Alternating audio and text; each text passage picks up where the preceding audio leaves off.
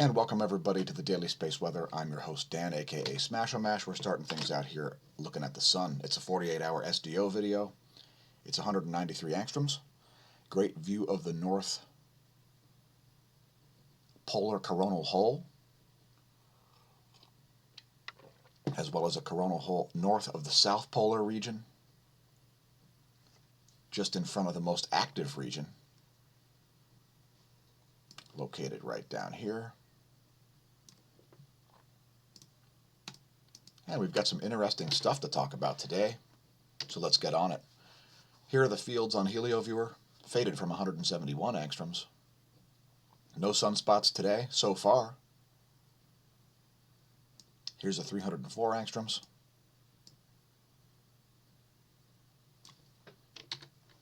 And next we'll look at the real-time solar wind to see how much and how fast it's going.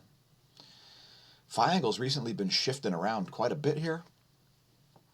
This is a coronal hole magnetic connection in this area right here, which has weakened in the past few hours. Solar wind density has dropped off a cliff all the way down to 1.5 protons per cubic centimeter. Solar wind speed still slightly elevated at 400 kilometers per second. 409 kilometers per second. KP index is at 1 for the past 15 hours.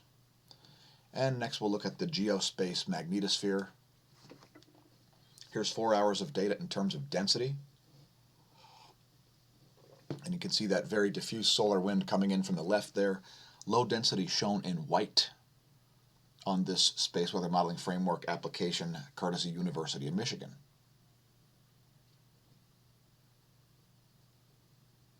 We'll also look at the pressure, which is quite low, due to the quite low solar wind density.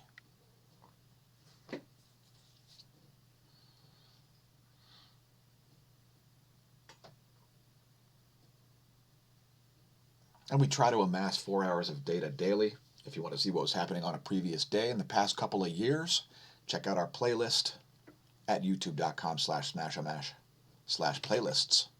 Next, looking at ground magnetic perturbations during this polar excursion. If you weren't aware, we actually have two north poles. North geomagnetic poles, that is, one over Siberia, one over northern Canada. And the south pole has left the Antarctic continent, nowhere near the south geographic pole, now in the southern Indian Ocean. There's 4 hours of data. A little closer to home, ground geospace magnetic perturbations. And welcome to the Smashlight section. This is the section where we talk about various things that may or may not have to do with space, a frontier. These are the voyages of the starship Earth, where people have an utterly infantile and ridiculous response to a virus. Would you like a shirt with this design on it? Well, pretty soon one will be available to you. We're looking at a price point of probably $25 plus shipping and handling. So congratulations on surviving a global pandemic. Your ancestors obviously did. And the farther you go back, the more likely it was for your ancestors to have survived a real cataclysmic event. By the way, look on the bright side, have hope, because next year's 2021, and it's not an election year in the US, which means media panic, sensationalism, and propaganda might just shrink down to nothing. Please consider becoming a patron, and thanks to our patrons, the real source of funding for these videos, as our Google AdSense payouts happen about every 4 months, and we make about 2 cents per hour to make the videos. We're also on Subscribestars. Please visit the other links below the videos. Check out our places of websiting, such as smAshomash.org, smAshomash.com/forum. Smash staff, get the Amazon links. We really need them. We're trying to sell certain things. By the way, also follow us on Twitter, where I've put up a small early ad here. Would you like a t-shirt? Well, the prototype's been ordered. So Smasher Price My First Pandemic shirts will be available in a couple of weeks. Don't order yet. We're going to set up a website. We're going to set up a spot on the website for that specifically. Have you watched the Joe Rogan Experience featuring Peter Schiff? It's an over 3-hour conversation with a real economist, Peter Schiff, And his status as a real economist keeps him off of places like CNBC and other mainstream news sources, as he's not willing to lie and toe the corporate line or toe the bureaucratic line. Here's a clip. I wish, we had the 4th of July just recently, and, we celebrate America. And I talked on my old podcast. Anyway, I highly suggest you watch the entire thing all the way through, or listen to it. It's on iHeartRadio, and it's on Apple iTunes, and so on. This is the YouTube version. And Peter talks about all kinds of history of taxes and going all the way back into the 1800s in some instances, and talking about the way forward and how interest rates need to go up and how the bubble economy needs to be deflated and so on. About what it means to be an American. And people just don't appreciate what truly America was all about. So anyway, check that out. It's super informative, and it's going to completely change the political climate here in the U.S. as well as around the world, because, of course, Joe Rogan is probably the most famous podcaster in the world, and thank goodness for Peter Schiff coming on there. Peter Schiff puts out at least one podcast a week, usually on Wednesdays, I believe. Highly recommend you subscribe to his channel as well. He'll even answer your questions, perhaps in a live chat. Let's talk about how diversity is garbage, says this ex-Google employee. Here's a clip. So somebody sent me the screenshot for an Oracle summer internship that lists a bunch of eligibility requirements. Look at this pathetic Oracle eligibility slip. Eligibility requires you to be African American, Latino, Native American, and or women. That's blatant racism and sexism. Diversity, what a joke. I prefer to live in a meritocracy. What say you? And shout out to Patrick Shue. Well done in exposing this nonsense for what it really is. Yada.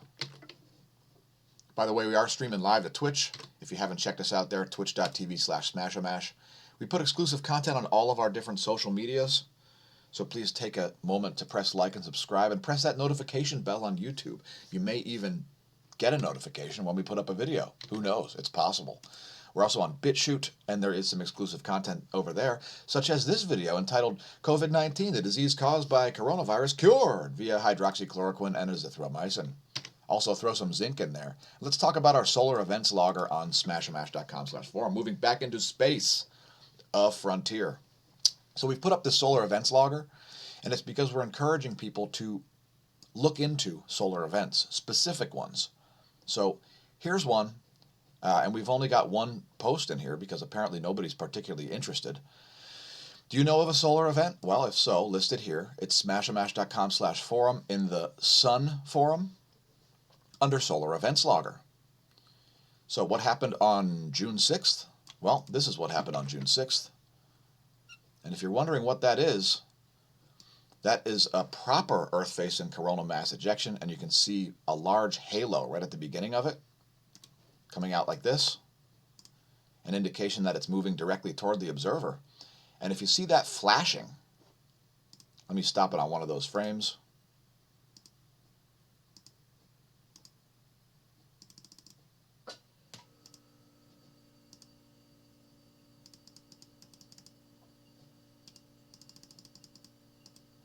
What that is protons striking the LASCO C3 coronagraph only a half hour after the coronal mass ejection occurred. And what does it all mean? It means it's cosmic ray flux coming directly out of the sun and striking the Earth. Now, this is what we call a proton event, and it takes about 8 minutes for light to get from the sun to the Earth. So if it took 30 minutes for those protons to arrive, those protons were traveling at approximately 1/4 the speed of light. Just in case you didn't know, now you know.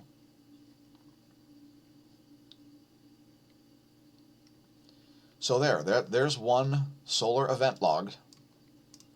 Please update with your own solar events, as there are tons of them. And why are we talking about protons? Well, the reason we're talking about protons is because there's been a strong earthquake. A 7.0 has struck Papua New Guinea. More on this later in the earthquake section of the space weather video. No tsunami watches, warnings, or advisories were issued, and it was downgraded from a 7.3. About 72,000 people are within 100 kilometers of it, and there probably is a little bit of destruction there, as there are some non-earthquake ready buildings in that area. Let's talk about NBC News. Yada. Let's talk about CBS News. Yada yada. Let's not. Let's talk about China. China. China. That virus is cheap plastic. It's made in China. I said you're cheap plastic for you can take that. Let's talk about USA Today. Yada yada yada. Here's Morgan Freeman talking out his you-know-what, as people believe celebrities to be experts in science nowadays. Met you. We don't go way back. My mask protects you, and your mask protects me. Maybe from guess what? Be Nothing. If we did. But when you wear a mask, you have... When you wear a mask, you look like complete Covidiots. And well done, Jamie Foxx and Ellen Pompeo and Morgan Freeman. Have my respect. Because your mask doesn't protect you. Oh, check it out. This is from Governor Andrew Cuomo's YouTube page, the world's leading mass murderer, as he's turned New York into the worst spot in the whole world for coronavirus deaths. So, just to recap here, Andrew Cuomo, he said, yada yada. And Morgan Freeman, he said, Yada yada yada. And other celebrities said, Yada yada. And Governor Tom Wolf said, Yada yada yada.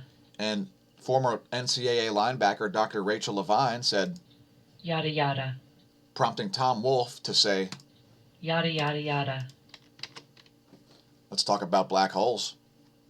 In a first, astronomers watch a black hole's corona disappear and then reappear. Probably an indication of a bunch of gas dust or a star falling into the event horizon, as it's termed. Now, I prefer to refer to black holes as massive radio sources.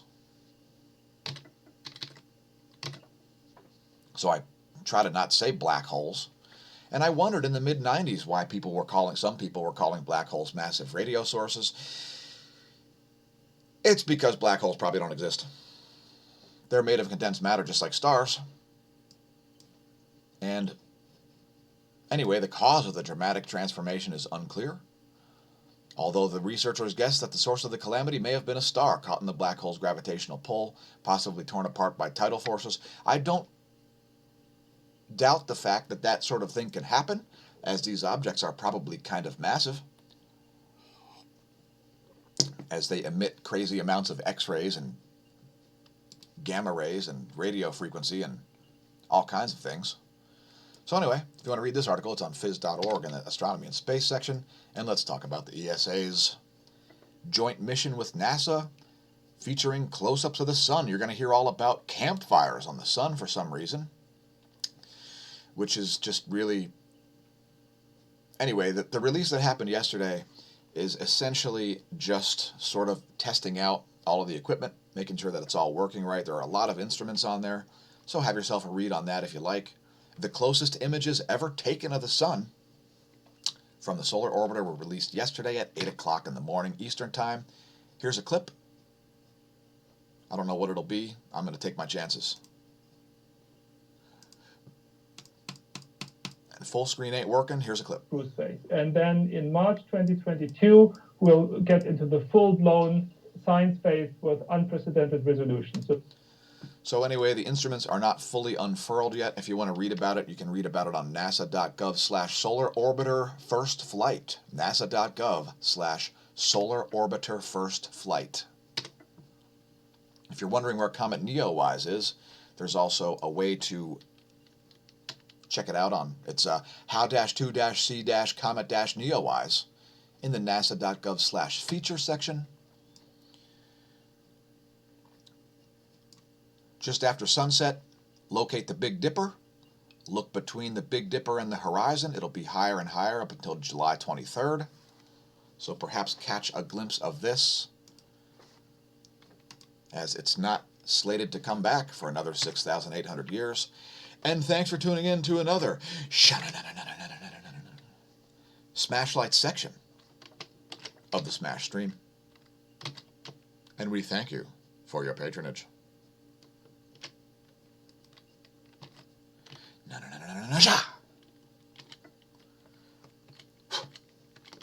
All right. Yeah, you notice the blue flames today? Don't worry, I'm not gonna rage. 10.7 centimeter radial flux is still at 69 solar flux units. Here's a close-up of the last couple of years. Approaching 70 solar flux units, currently at 69. GOES X-ray flux is quite flatline. We don't see any sunspots or anything like that. Pretty low levels of activity in the Earth-facing portion of the solar disk, and no significant proton events. Again, talking about proton events, we're going back to that in a minute. GOES magnetometer is a little bit spiky here, and we are solidly in the North Pole current sheet for the past couple of weeks here. And here's the Gong 2 data. Let's see if this has been updated, as it's nearly 6.5 hours old. 6 hours and 51 minutes old is this data, and we could be crossing the current sheet here. I would expect to be in the South Pole current sheet by tomorrow at this time. You can see the South Pole current sheet shown here in red, North Pole current sheet shown in green. This data is derived from 51 ground-based magnetometers, as well as one out here on stereo A for ahead and one out here on stereo B for behind. Here's the line of sight field plot. Nothing to write home about there. No big changes in the B field. Here's where stuff is in the solar system. There's where things will be in a week. We'll have a crescent waxing as the Earth moves out of the Jupiter-Saturn conjunctive zone. Next, looking at the night sky. If you're up before dawn, you should see quite a pileup. You'll see the Moon, Mercury, Venus, Mars, Saturn, and Jupiter all at the same time in the sky. Quite an interesting time for those with a good view of the ecliptic. Electron flux has come off of its floor here that we saw for like 2 months. There's the current electron flux, and I would not be surprised at all to see this go into warning levels today, as we haven't seen warning levels here, 10 to the third particles per centimeter negative squared. So wouldn't be surprised to see warning levels for that today. Here's the total electron content forecast. Still fairly low levels of electron flux here. Expect your GPSs to be working good so far. And there's that information. Here's the ionosphere. This is 6 hours, courtesy Bureau of Meteorology of the Australian government. And we're seeing a fairly normal looking ionosphere here. Let's bring up the latest image and keep this thing moving. A little bit charged up on the nighttime side, a little bit discharged up on the daytime side, making it only to 8 megahertz, it looks like there. Let's move on to some more stuff, such as the correlation between solar activity and large earthquakes. It's true, folks. Within about 24 hours of seeing a proton event, there is a tendency to see earthquakes greater than a 5.6 magnitude. So you've got about 24 hours from a proton event, and this is part of the reason why we're showing the proton flux. We may start to correlate that with earthquake data. So perhaps read this article. It's from watchers.news. Watchers.news. The statistical test of the hypothesis is very significant. The probability that it's just by chance that we observe this is very, very low, less than 1 in 100,000. So there's a correlation between proton flux and strong earthquakes. It could be the reverse piezoelectric effect. However,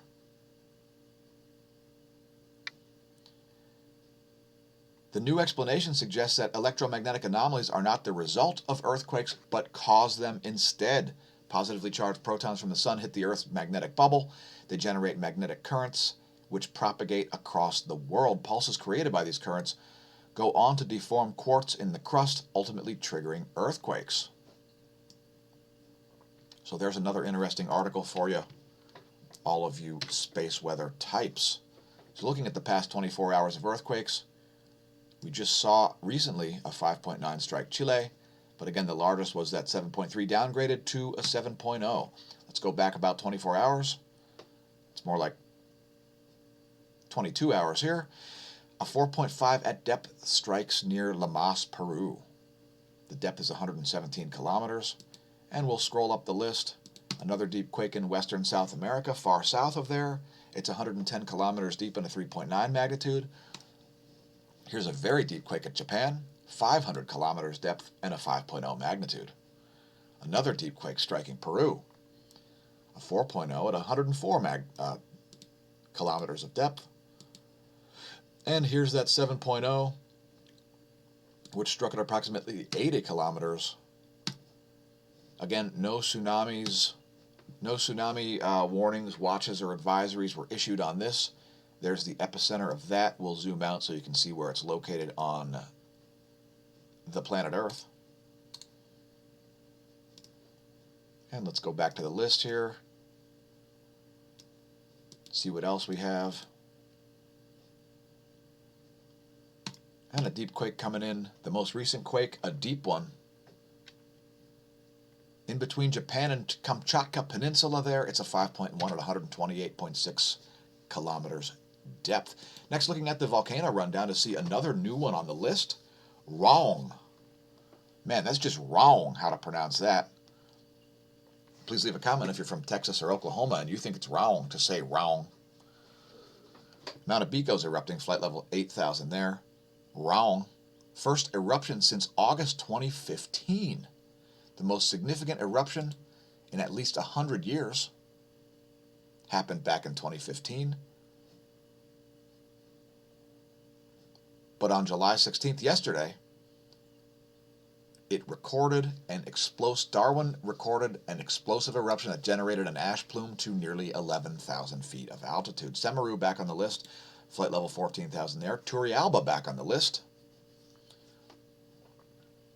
producing some sulfur dioxide emissions as well as a dark ash plume, flight level 12,000 there. Sangay exploding, flight level 22,000 there. Revenador exploding, flight level 15,000 there. And Sabancaya also exploding, flight level 24,000 there. And please don't forget to breathe through your nose, folks. Why is that? It's because of nitric oxide. It can increase your blood oxygen content by 10 to 15%. And it does have effects on exhalation also. Why is that? It's because of the chemical reaction that happens in your sinus passages.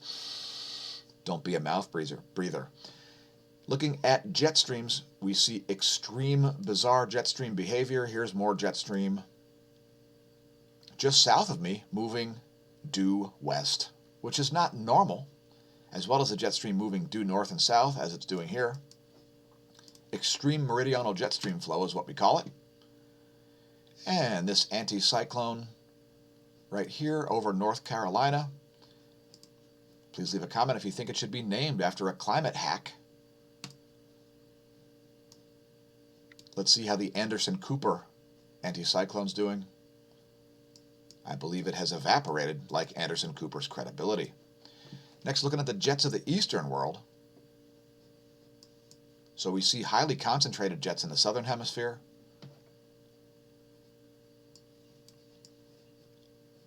And highly erratic jet streams over the northern hemisphere. Check it out, it's the Michael Mann anticyclone.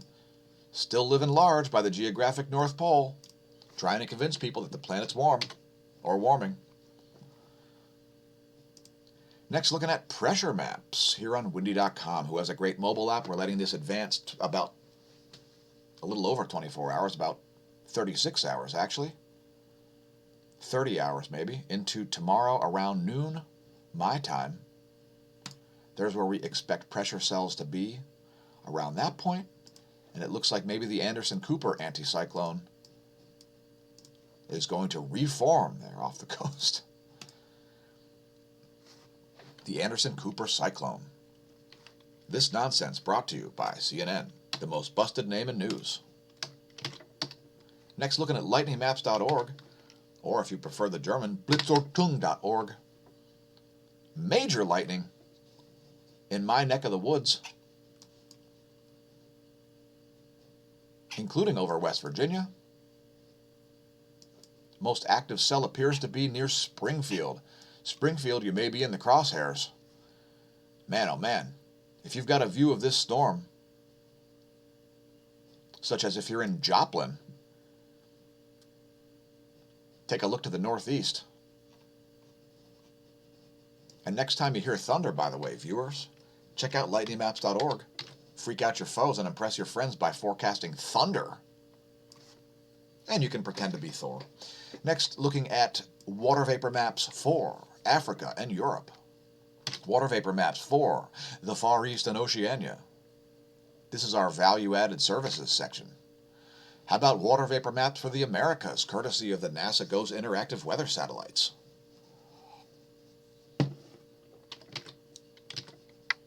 How about the U.S. water vapor map? And this is the weather pornography section. And we'll take a look at this convergence zone over Oklahoma, actually. As I see some interesting features down there. Let's zoom out a little bit. There you go. And there's a view of those systems. Looks like it's going to be some hot, clear days over places like Texas. And the water vapor map should give you a better idea of the storm track here. That storm over Missouri is looking like it's going to stagnate a bit, as there is dry air downstream. Next, looking at the U.S. Doppler radar map to show the strongest storms moving slowly from west to east across Kansas. Let's hope nobody ends up in Oz as a result of those. Those areas could produce damaging wind and hail, most assuredly. And speaking of hail, what the hell are you talking about? West Virginia's getting some strong storms too. Let's take a look. Since this one actually includes my airspace, check out the extreme streamers reaching out north of that storm. That atmospheric moisture there as it collides with that dry air. They're not chemtrails, they're not contrails. The resolution of that map is 2 kilometers, folks. And thanks, Smash Team, for tuning in. Please don't forget to share on your social media. Maybe we'll get to 14 views on YouTube today, and we'll be very excited. And maybe we'll get a raise, and we'll end up making 2.5 cents per hour instead of only 2 cents per hour. Thanks for flying, American Smashways. And I would remind you to please keep your head and arms inside the Smash plane at all times, because we've got more bonus features, such as the solar intensity gram, showing you probably 0 sunspots. I can't even see that active region on the intensity gram. Here's the colorized magnetogram. And there's that active region, which is less active than it was just a half hour ago. And let's close things out with one more view of the local yellow dwarf. How about my personal favorite, 171 angstroms?